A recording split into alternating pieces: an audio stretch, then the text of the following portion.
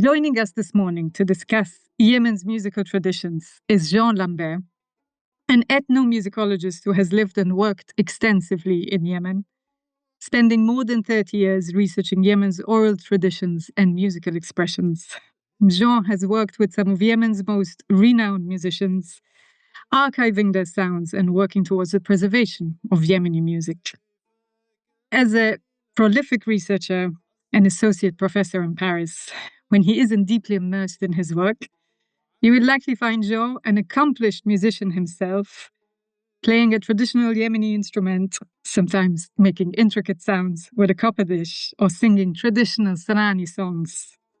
Ahlan wa sahlan, Jean. We're so happy to have you with us today on the Sana Center podcast. So welcome to Sana podcast and to Lara, who is also my friend. The beautiful opportunity to speak about Yemen, which to which we long so much, her and me. I'm particularly excited on this podcast, not only because, as you said, we know each other from our time in Yemen, but also because we will talk about one of Yemen's greatest gifts, which is the gift of its music. And I guess my first question, for those of our audience that are perhaps unaccustomed to the terminology, Jean, what is an ethnomusicologist, and how did this ethnomusicologist what brought you to Yemen? Yeah, it's a good question. When I went to Yemen first, I was already speaking Arabic. I was playing music, but not Oriental music, mostly Western and jazz music. And so, of course, when I came to Yemen, I discovered the culture. I was fascinated by the country, by the people, by their civilization and deep culture, and also their beautiful social life and sociability.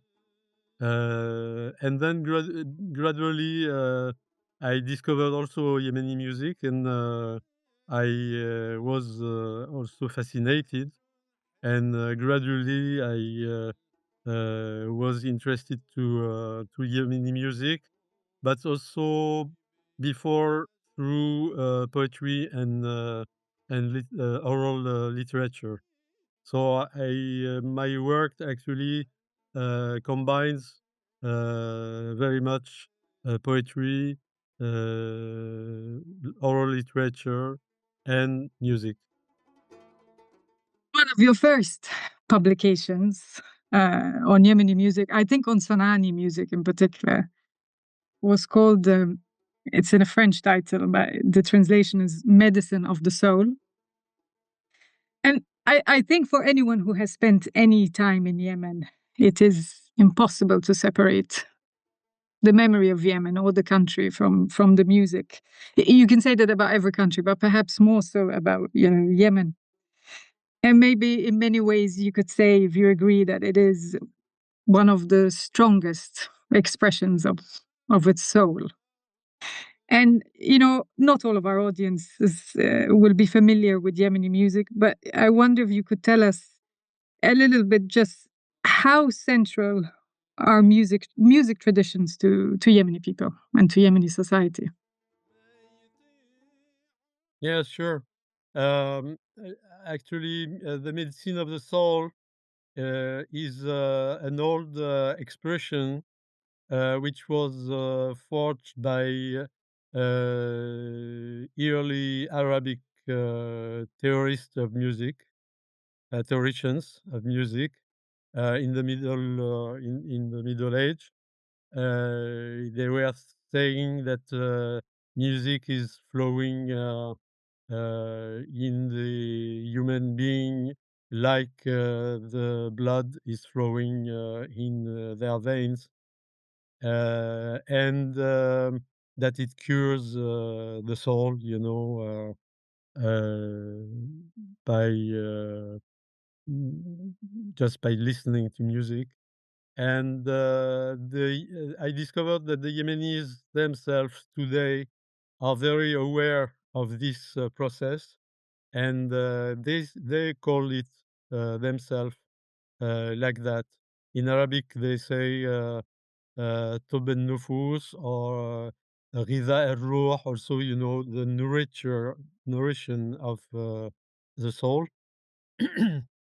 And so I saw that it was the best title possible for this book, which tried to show this link between music and culture in Yemen, and especially in Sana'a city, which is, of course, the historical capital of Yemen, and which is also, you could say, the stronghold of music in the way that it has a very old tradition of music, which they call Rina Sana'ani, is the song of Sana,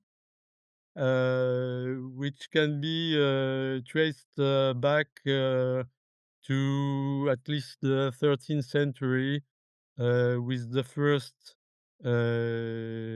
poets who wrote the lyrics of this music, which is mainly song, of course. And this poetry is very specific also because it is what we call in Yemen Khomeini, which is a half colloquial, half literal or classical poetry. So it's a very interesting breed between the two, which shows that there was already in the 13th century a specific poetic culture in Yemen, and that there was also a specific musical culture which was accompanying these poems, which are sung until now. So this is how we were able to retrace the history of Yemen in this way, of Yemeni music in this way. So it means it shows, Yani, of course, Sana'a was not at that time maybe the core of this tradition, because also the first poets who are known actually to have written this kind of poetry were in Tihama, in Zabid, and Aden.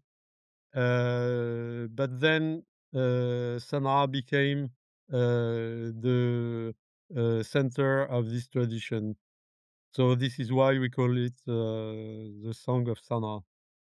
And so it is to show you, at least 600 or 700 years of continuous tradition of a specific Yemeni music and poetry. غيري لا يفهم أبوي ولا أخوي ذا المجال ليلي لا يفهم أبوي ولا أخوي ذا المجال يهمه بقال. And you say it's interesting, because you say Sana'a in many ways is the stronghold of this tradition in the old sense. But in terms of Yemeni music, as you said and you mentioned with Zabid, every region until today has its special sound.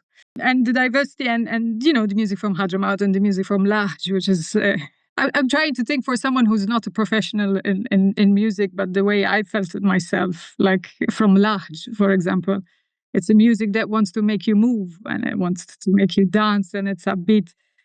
And then I'm thinking of Sanani music, and correct, but Sanani music, I want to sit and I want to contemplate and I want to be sitting in a mafraj looking at the mandar.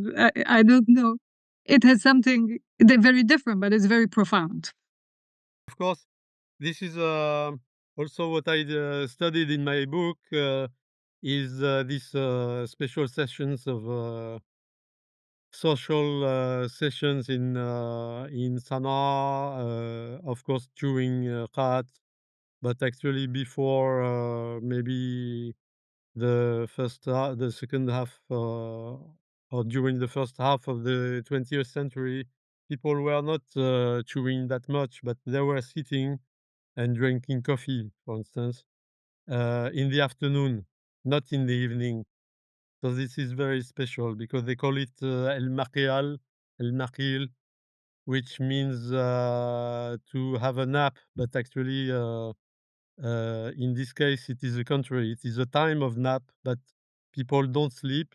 They sit together, they chat, they exchange news, they chew qat, of course, and they make music. So this is the special atmosphere you were describing right now, and this also shows the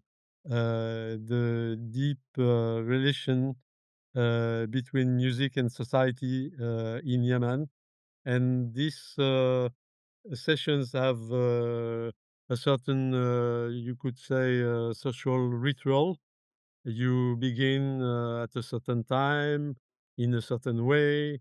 They say there are three phases according to the mood of the people.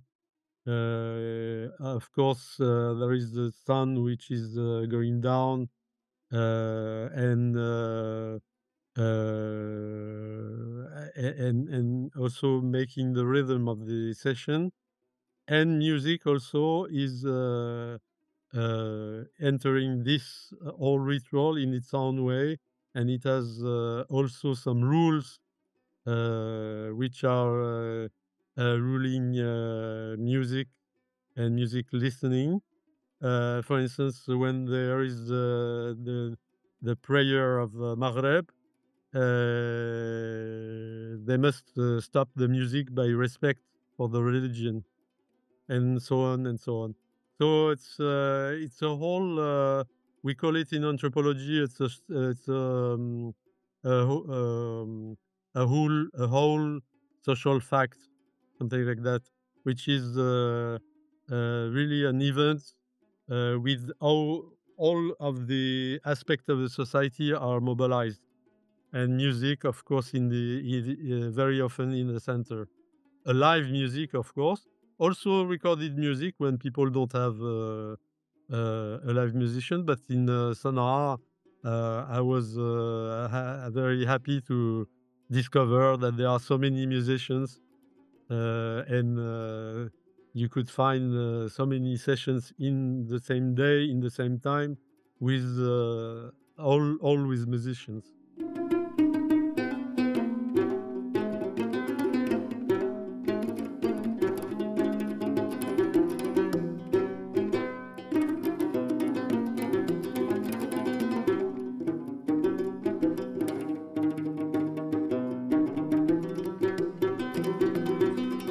طفلي على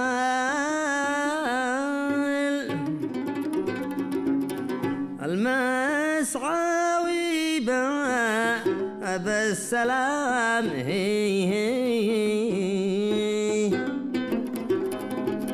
واهتف بلا إله في المشاعر.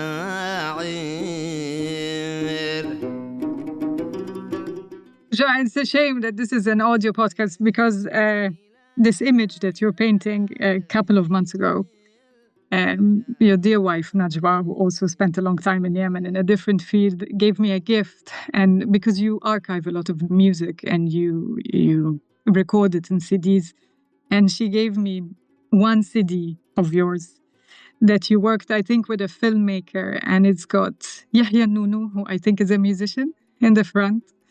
And he's sitting with his oud and his head is tilted up, and you can see that you can feel the atmosphere that you're trying to portray.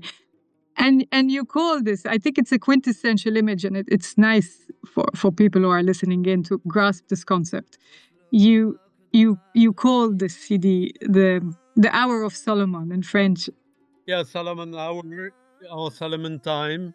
It is exactly what I described. This is the atmosphere of the afternoon, just before the sundown, the Maghreb.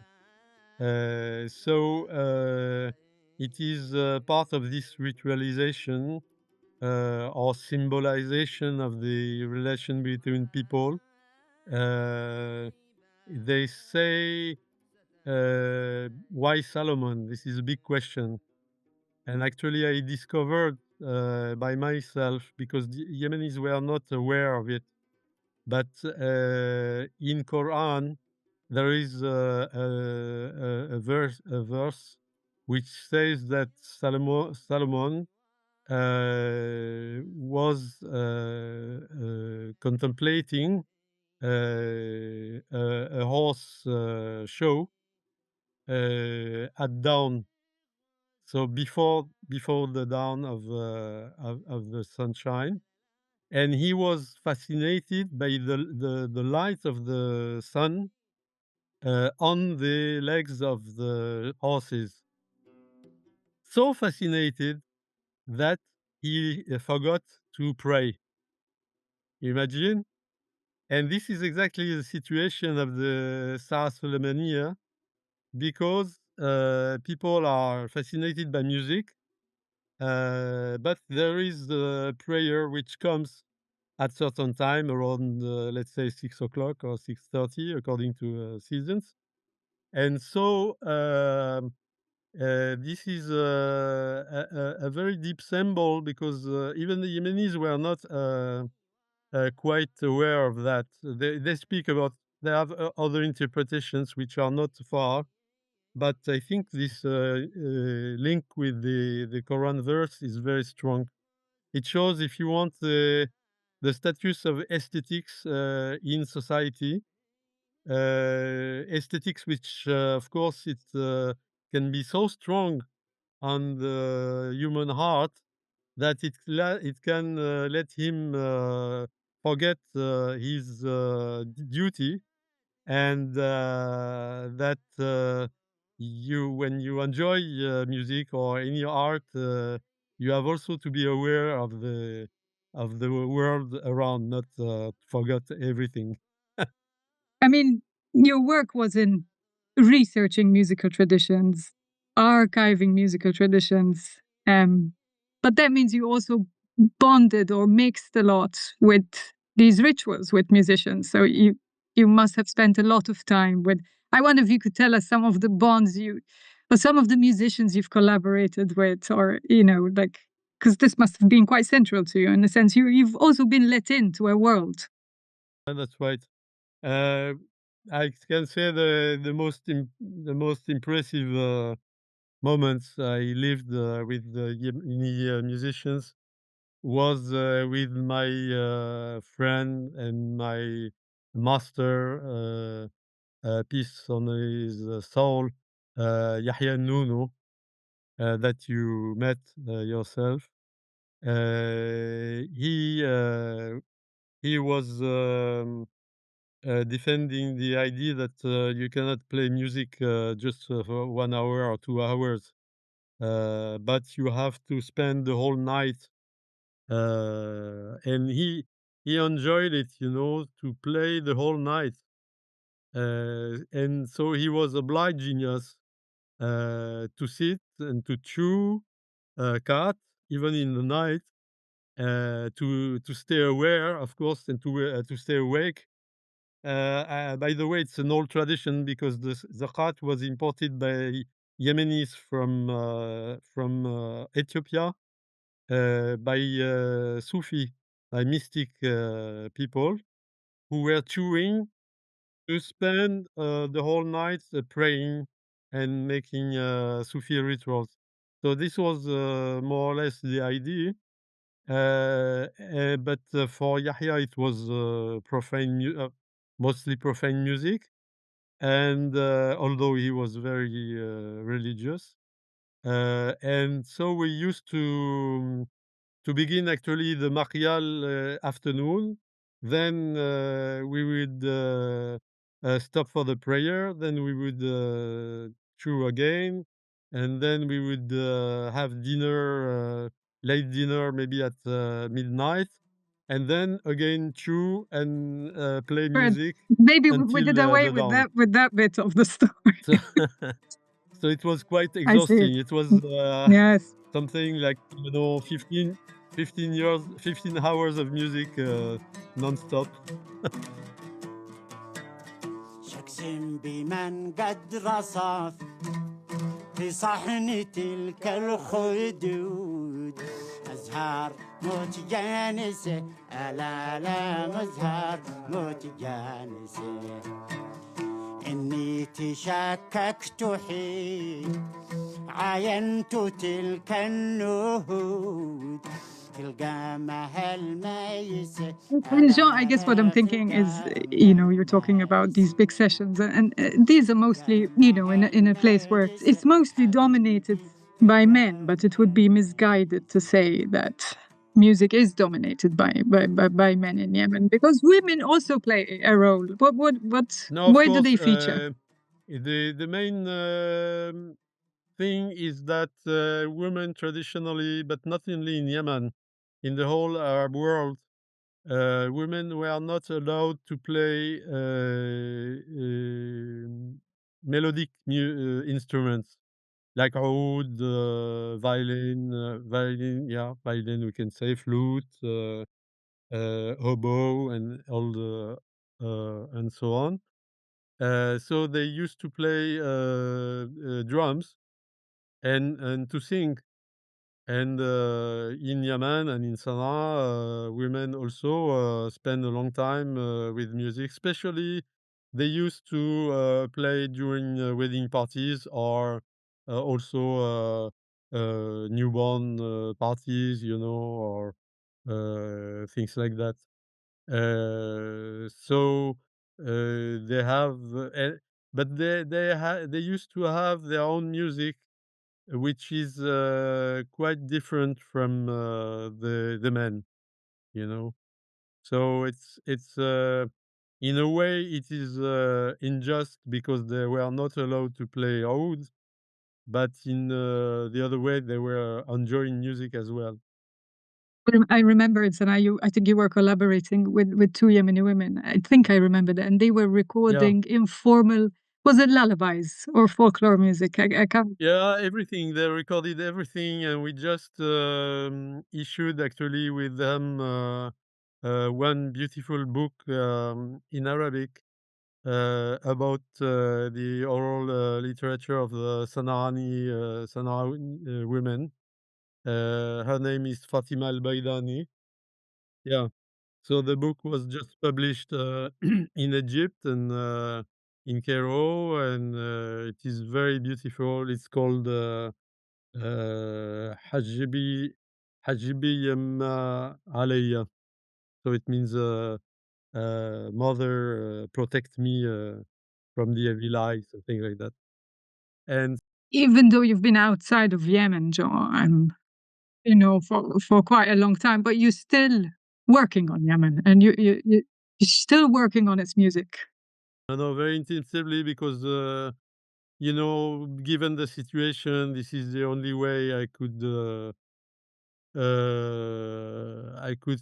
soothe my heart, of being so long time away from Yemen and away from my Yemeni friends. So at least with a few colleagues, we are going on cooperating, and that's at least yeah, it's a way to soothe our pain. Uh, A project now, right, yeah. Jean? I think you mentioned that the Yeah. preparation. It's So yeah, we have a project with my friend Rafik El Akouri, my colleague who is in Cairo now. We already published two articles on this subject. It is the first recordings of music in Aden in the 1930s, 40s, 50s. on 78 RPM records. It's very it can look very specialized, but actually it's very important because these are the first commercial recordings which were made of Yemeni music in Yemen, in Aden. At the beginning by foreign companies, but then by local companies. So it is a whole not only history of music, but also the whole memory of Yemeni music. And I would even dare to say a whole memory of Yemeni culture, because they recorded these records were very representative of music, not only in Aden but all over Yemen. They were recording in Sana'a music. They were recording Hadramaut music, Lahaj music, Aden music. So this corpus, we could call it like that. We could call it like that, which is huge. It's several thousand recordings. It really represents Yemen in its diversity at that time. And in the same time, it is the source of the contemporary music, because these recordings have been listened to by people now by maybe 3 or 4 generations or 5 generations of musicians. And so it is really the memory of Yemen. So we are very, very glad and very proud to work on that, because it will be a big asset for Yemen. And I would say for Yemen unity, because you have Yemen, which is represented on his whole picture, by sounds.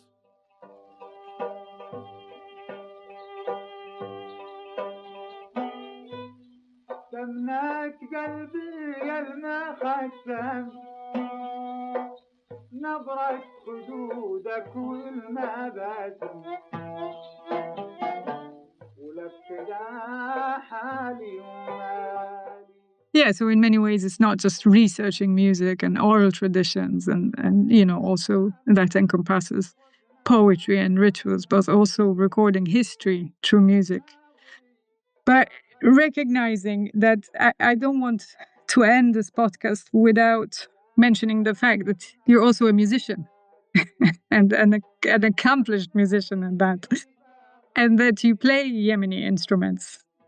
Yeah, I used to play Yemeni lute, which is called the qanbus. Not in every region, because actually it had different names in different regions. But anyway, we call it the qanbus. It's a small lute which is smaller than the usual Arabic lute, oud, which is known very well everywhere in the Arabic world.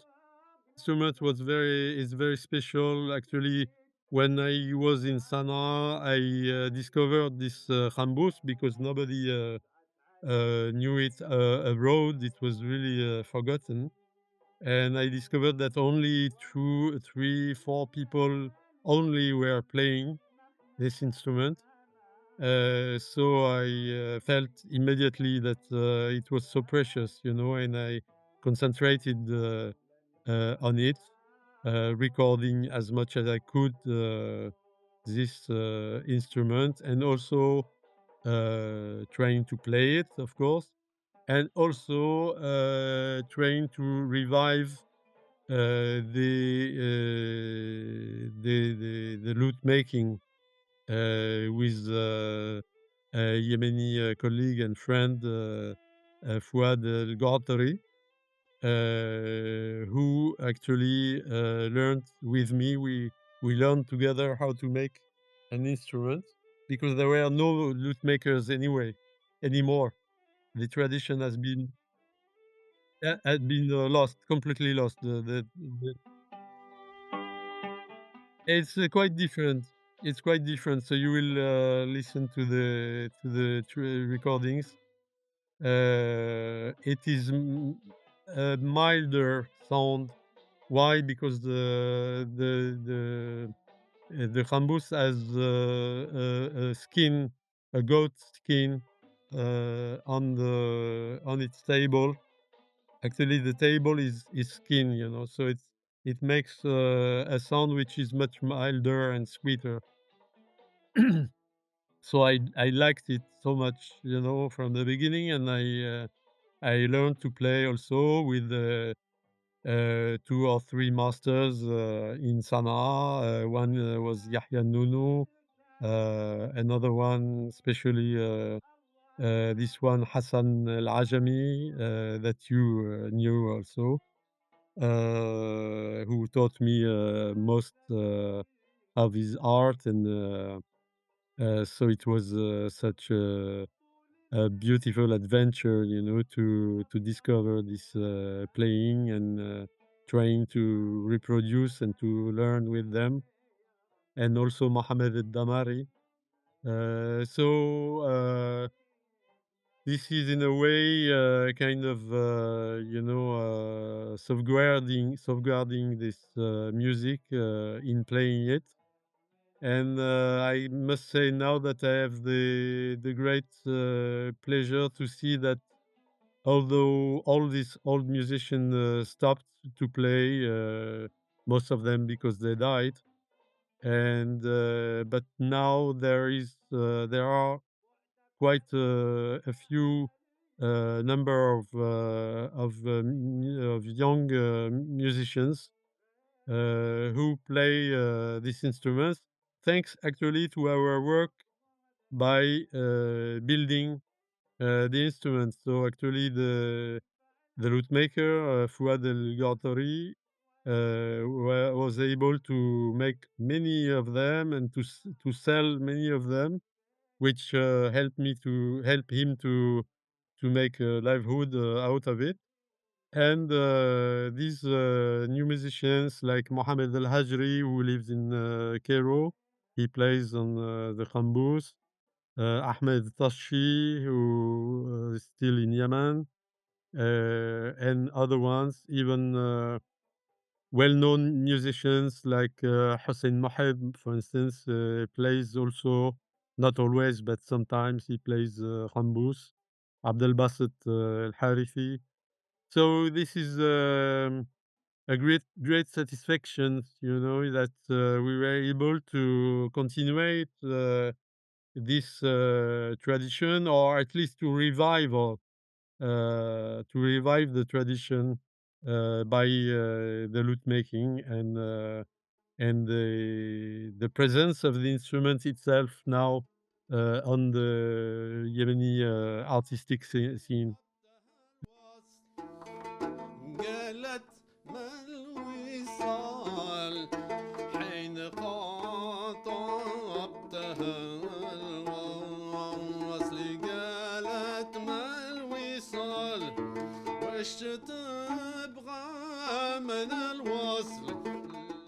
Time sadly is coming to an end. I wanted to end on that note of legacy, and I kind of wanted to share a story which I think you might like or you might not. But a couple of months ago, when Najwa, your wife, visited me in Oman, the first thing we did is go to a Yemeni restaurant, which I frequent a lot, and here in Muscat. And the restaurant has, I've become familiar with the staff. So they're from all over, from Aden, from Taiz, Hodeida, and Sana'a, quite a few from Sana'a. So when I entered with Najwa, I probed, and I was like, Najwa is the wife of Jean Lambert, the musician Jean Lambert. I've heard. And I think with my pronunciation, they got a little bit like, and then it clicked. Jean Lambert. And they went on, some of them knew you and they wanted to do their phone. And we were all looking at these recordings of you playing singing. And it was a warm moment, a very warm moment, I have to say, when you love a culture so much or a country so much that it kind of claims you of their own to some extent. I mean, this is, and I thought about legacy, and I guess that's my question. It's a tricky and cheesy question. What legacy do you want to leave in Yemen? But you have a relationship. You work through the Arabian Peninsula, the Levant, you work across the Middle East, but Yemen is the heart of your work. And I was just wondering, what do you think in terms of the legacy you cultivate in this country? Well, also part of this legacy was to have my works translated in Arabic. So this was a very big step, and I must say thanks to Yemenis, and especially thanks to the Ministry of Culture at that time, Khaled Rowishan. Actually, before he was minister, he was the head of the general organization of the book in Sana'a. So he had my first book translated, so it became in Arabic Tab al-Nufus, translated by Ali Zaid al-Qalisi, a great Yemeni intellectual who translated so beautifully and also cooperating with me. So this translation, for instance, was a big success. In Yemen, it was re-edited several times. And later, I had quite a lot of articles translated, and also my second book on the Yemeni lute, on the qanbus, is translated. It's just waiting now to be edited, I hope soon. So I think it's very important because otherwise very little Yemeni would have known my work, but since they read my book and they enjoyed it so much, that was really a great asset for leaving something to Yemen, not only to the world. Yeah, exactly. Yeah. So it's really a kind of return, a necessary return.